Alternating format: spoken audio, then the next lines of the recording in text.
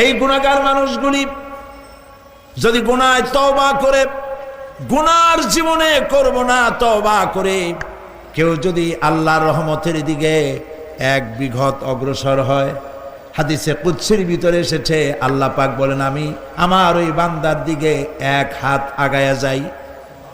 কোন বান্দা যদি গুনার তওবা করে আর যদি গুনাহ না করে আমার দিকে যদি হেঁটে আসে, আমার রহমত বান্দার দিকে দৌড়াইয়া যায়। আল্লাহর গজবের চাইতে রহমত বেশি। বান্দা তোমার গুনাহ যদি আকাশ সমান হয়, আল্লাহর তোমার গুনাহ যদি পাহাড় সমান হয়, আল্লাহর রহমত আকাশ সমান। তোমার গুনাহ যদি আকাশ সমান হয়, আল্লাহর রহমত তার আরশে আজিম ছায়া গেছে। সুবহানাল্লাহ। মাপ চাও, ক্ষমা চাও, তওবা করো, জীবনে গুনাহ আর করব না। যে ব্যক্তি